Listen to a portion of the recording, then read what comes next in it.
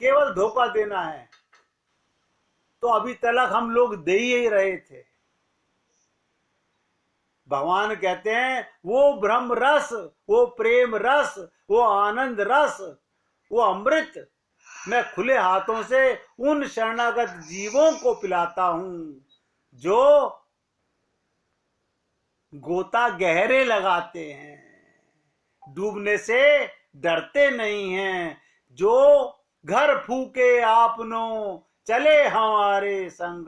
किसके साथ जाना चाहते हो? भगवान के पास, भगवान के संग। अब यहां तो अपनापन नहीं खत्म हो रहा। रहना गलत नहीं है, ध्यान से सुनिएगा। संसार में, परिवार में रहना गलत नहीं, शरीर में रहना गलत नहीं, 24 घंटे अपने को अपने मानता रहना सही है। हम लोग टेम्परेरी में तो फंसे हुए हैं, परमानेंट को छोड़े हुए हैं। देखिए हमारी मूर्खता तो देखिए, टेम्परेरी को पकड़ रहे हैं कस के, परमानेंट हाथ से निकला जा रहा है, मौका खत्म,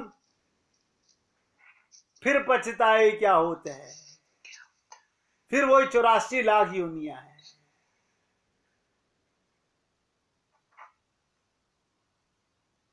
वो अलौकिक ब्रह्म रस है, ये संसार का रस नहीं है, वो अलौकिक है। और हम जो ले रहे हैं वो लौकिक रस है। लौकिक और अलौकिक तो आप सब समझते हैं। उसका आस्वादन, ध्यान दीजिएगा, इसका स्वाद लेकर के भूल जाते हैं, फिर मन करता है, और उसका आस्वादन करके निहाल हो जाता है। ये जीव माला माल हो जाता है।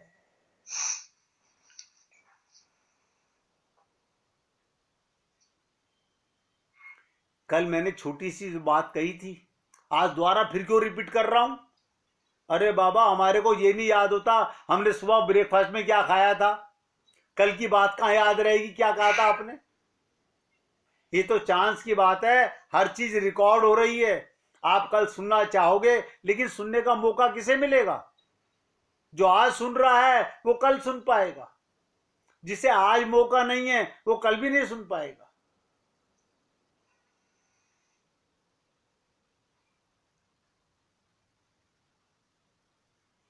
जब तक ये जीव, जब तक ये मनुष्य भगवान के इशारे को अनसुना करके, या एक बात सोचो, हम भगवान की संतों की बातों को अनसुना करके कर क्या रहे हैं?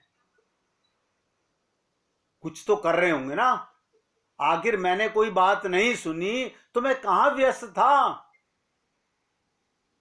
मैंने भगवान की नहीं मानी, मैंने गुरु की नहीं मानी, मैंने भागवत रामायण गीता की नहीं मानी, तो उसके लिए मैंने कल 2 शब्द बोले थे, मैं और मेरे में उलझा हुआ है। अभी तक तो हमें यह भी नहीं समझ में आया कि मेरा असली कौन है।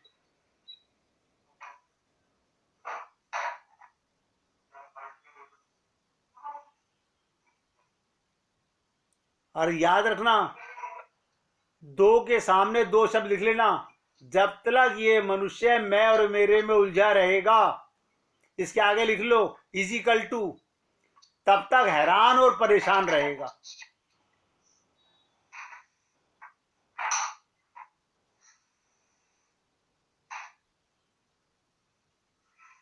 जिस दिन जिस संत की ये बात उसे समझ आ जाती है, अब मेरे प्रभु मुझे बुला रहे हैं, हाय राम, क्या भगवान हमें मारना चाहते हैं? अरे बाबा, भगवान तुम्हें परमानेंट जिलाना चाहते हैं। बुलाने का मतलब आनंद में लाना चाहते हैं। अभी उस आनंद की हमने कल्पना भी नहीं की है।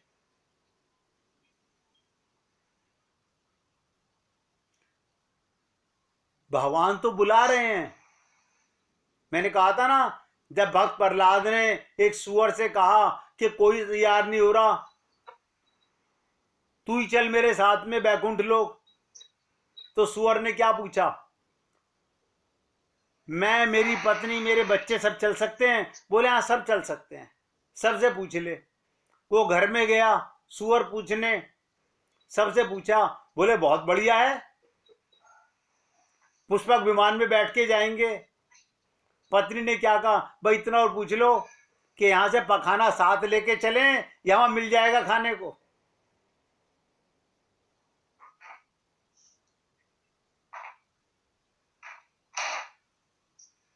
ये हाल है जीव का।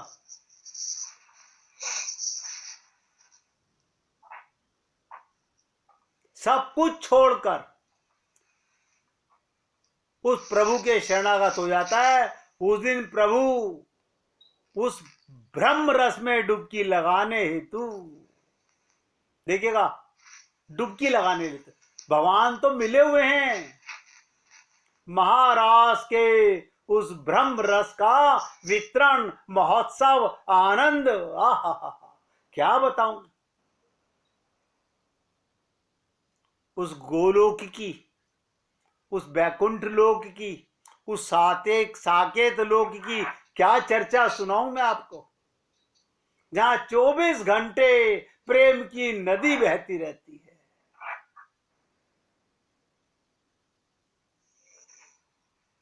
भगवान जीव के साथ आनंद में मग्न रहते हैं। इसलिए सभी भक्तों को पूरा मौका भगवान ने दिया है। इसलिए बार बार ये बात, कल की बात को आज फिर निवेदन कर रहा था कि मौका मत टालो। एक बार ध्यान से सुनिएगा, सनातन गोस्वामी, ये ब्रज के संत हुए हैं, सनातन गोस्वामी मथुरा में एक चोबे के घर मधुकरी के लिए जाया करते थे।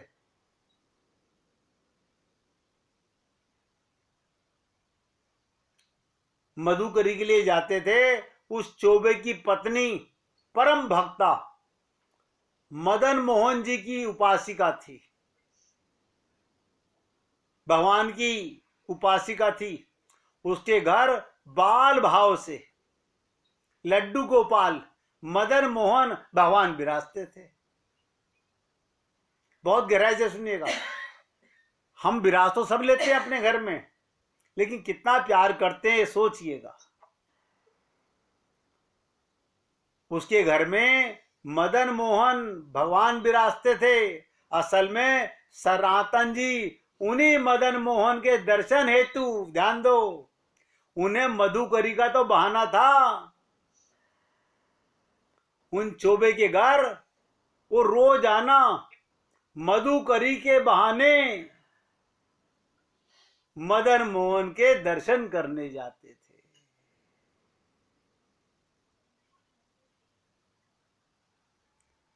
मदन मोहन जी तो ग्वार ग्वाले ही ठहरे। देखिएगा, वो आचार विचार क्या जाने, उस चोबे के लड़के के साथ एक पात्र में भोजन करते थे।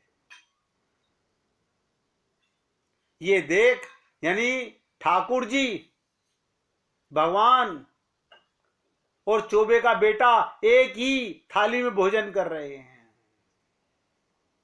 ये देख सनातन गोस्वामी को बड़ा आश्चर्य हुआ। ये मदन मोहन तो बड़े विचित्र हैं। एक दिन उन्होंने आग्रह करके मदन मोहन का उच्चिष्ट भोजन, झूठा अन्न मधुकरी में मांगा। हे मां, मुझे भी लाला का झूठा दे दे, तेरा बेटा तो रोज ही खाता है, आज मुझे भी इनकी झूठ मिल जाए। चोबे की स्त्री ने स्वीकार करके दे दिया। बस फिर क्या था, उन्हें उस माखन चोर की लपलपाती जीभ से लगे हुए अन्न का चस्का लग गया। वो नित्य उसी अन्न को लेने जाते, रोज जाते। वो मधुकरी दे रही है, कह रहे नहीं ये नहीं चाहिए। फिर क्या चाहिए, मदन मोहन जी की झूठी चाहिए मेरे को। उनकी थाली में लगा हुआ एक तिनका मुझे मिल जाए। एक दिन मदन मोहन ने सनातन गोस्वामी को स्वप्न में दर्शन दे करके कहा, क्या कहा ध्यान दो, ये भगवान भक्तों के ही सपने में आते हैं।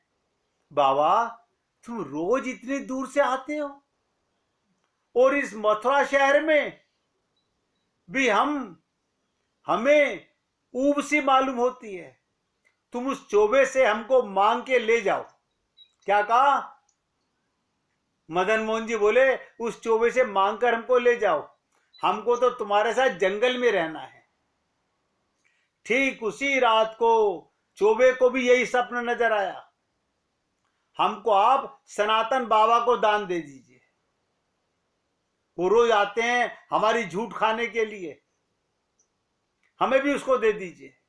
दूसरे दिन सनातन गोस्वामी जी उस चोबे के घर पर गए, कहने लगे, मदन मोहन को अब जंगल में हमारे साथ रहना है,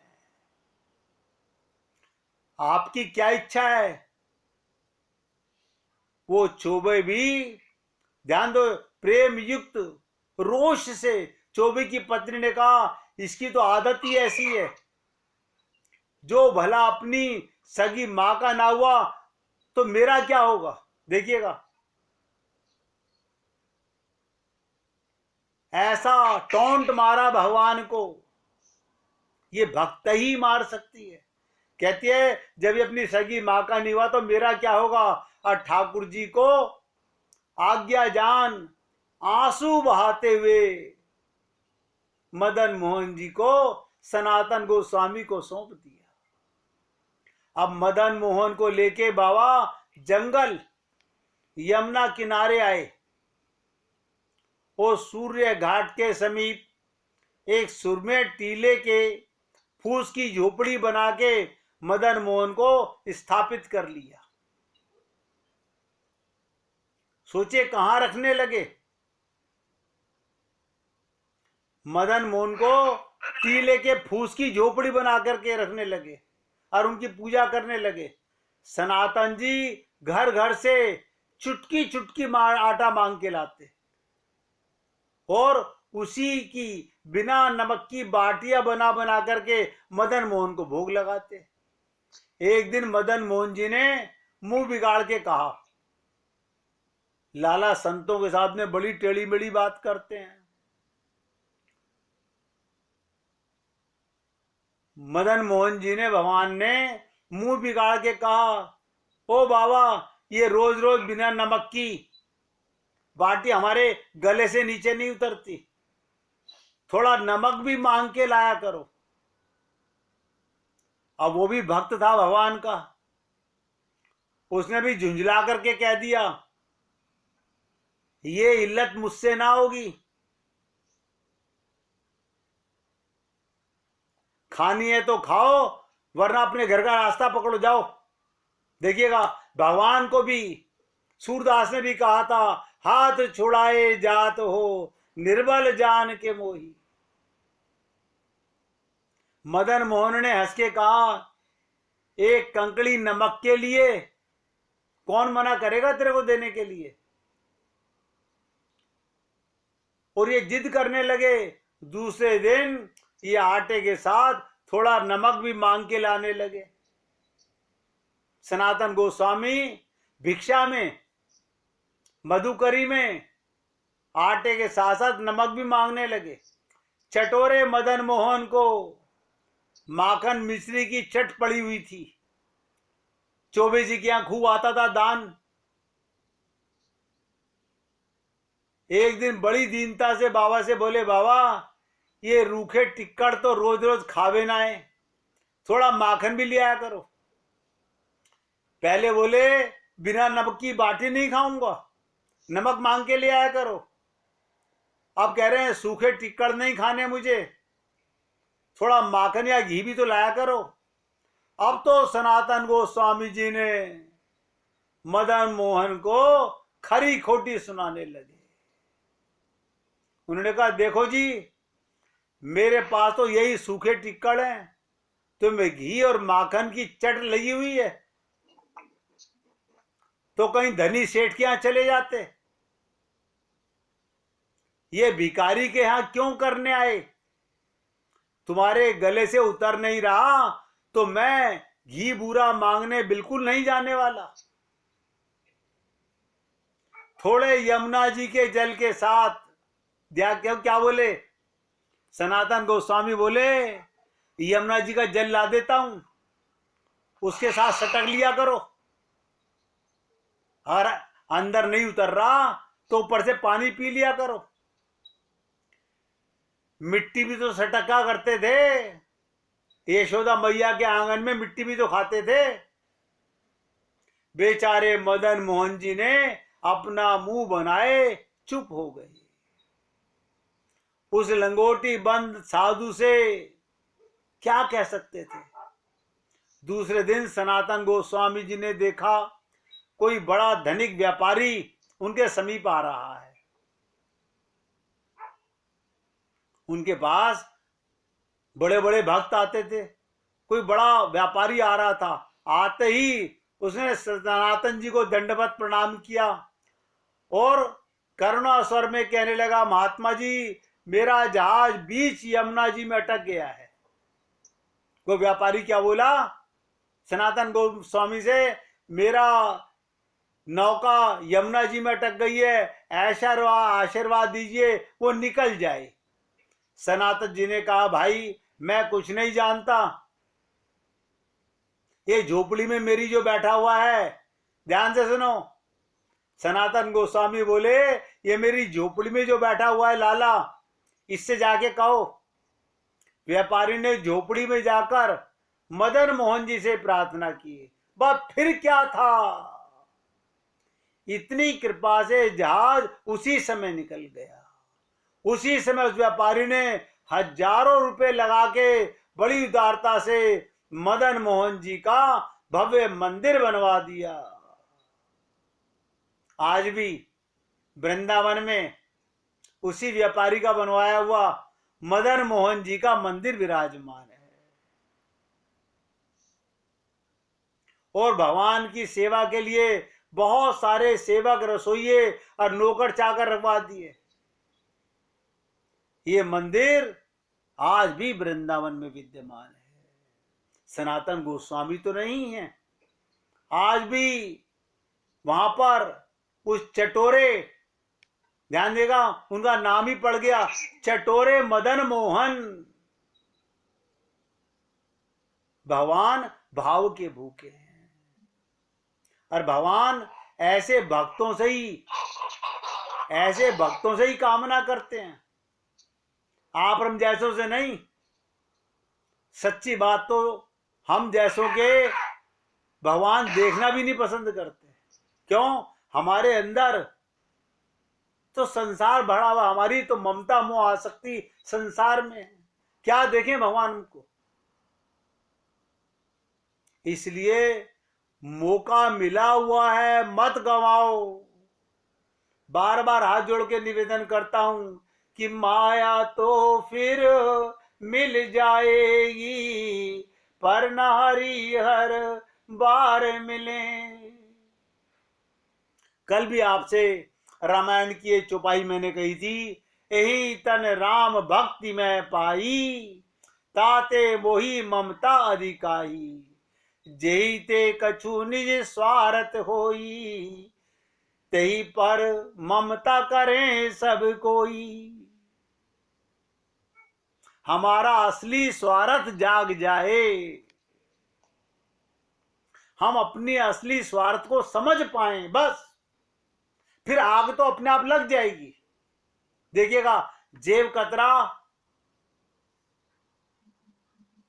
कतरा भिखारी की जेब काटने नहीं जाता। जेब कतरा जिसकी जेब में नोटों का बंडल रखे हों, जिसकी घर में धन रखा हो, उसी को लूटना चाहता है।